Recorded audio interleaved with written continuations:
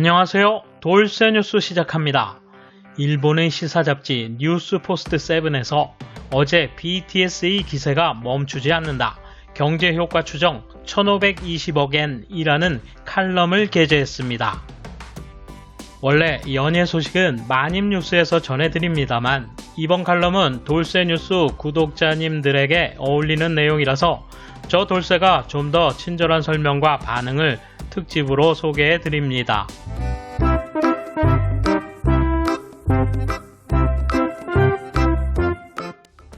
코로나 시국에도 불구하고 세계적 규모에서 가파른 성장세를 보이고 있는 것이 K-팝과 드라마를 중심으로 한 한국 엔터테인먼트다. 지금 얼마나 많은 빅머니를 생산하고 있는지 리얼한 숫자를 추적한다. 그 선두에 있는 7인조 보이그룹 방탄소년단. 2013년 한국에서 데뷔해 2018년부터 발매한 앨범 4개가 미국 빌보드 앨범 차트 핫 200에서 연속 1위에 올랐다. 이 기록은 비틀즈 이후 처음이다. 미국 빌보드, 영국 오피셜, 일본 오리콘, 아이튠즈, 스포티파이, 애플 뮤직 등 세계 음악 차트에서 금자탑을 연이어 세워 CD 판매량, 뮤직비디오 재생 횟수, SNS 등에서도 기록적인 수치를 쏟아내고 있다. 금년 8월 발매한 싱글 다이너마이트가 빌보드 메인 싱글 차트 핫100에서 첫 등장 1위, 2주 연속 1위에 빛났고 2주 연속 2위였지만 5주 만에 다시 1위로 복귀 후 2위를 유지해 최상위에 랭크해 있다. 한국 아티스트 최초이다. 리더 RM은 아직 그래미상 후보가 된 적이 없다. 한번 가봐야 하지 않겠나? 라고 다음의 야망을 말했는데 2021년의 그래미상 수상이 반드시 꿈만은 아닌 것이 되었다.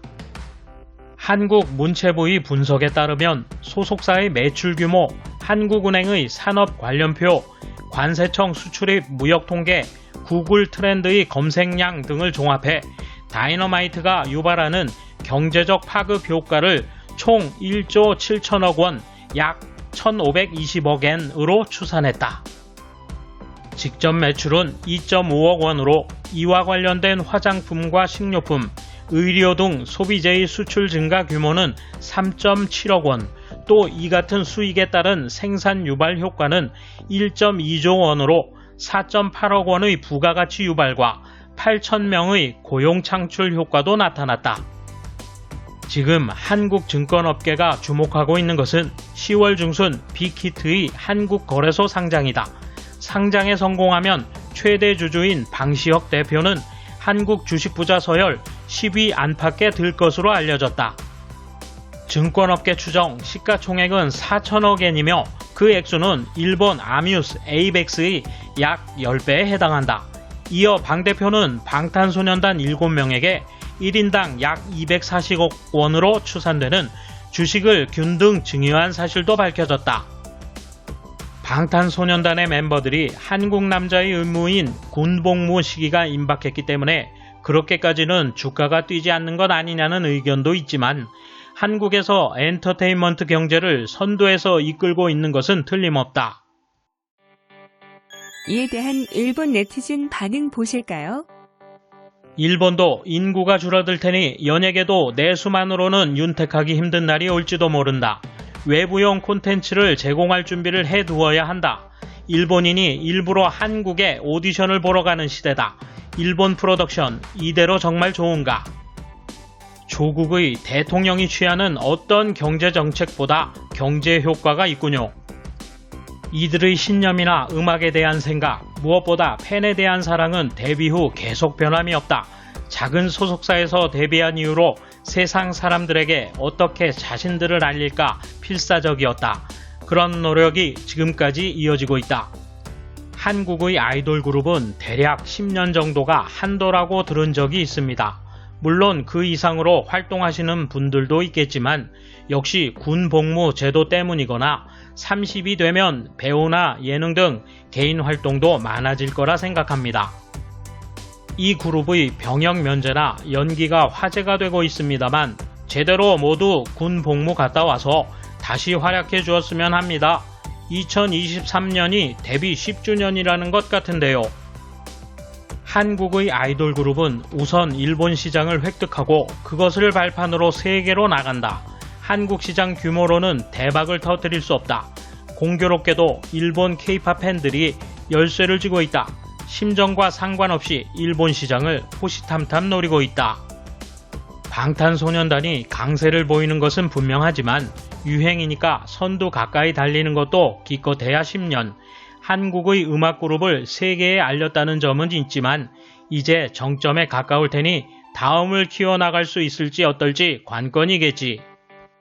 일본 언론에서 너무 비중 있게 다뤄 라는 댓글이 많은데 텔레비전 같은 데서 잘 안 보이는데, 이와 반대로 미국에서는 투나잇 쇼가 일주일간 통째로 BTS 위크 특집에 아메리카 갓 탤런트 특별 스테이지 등 확실히 너무 자주 나와.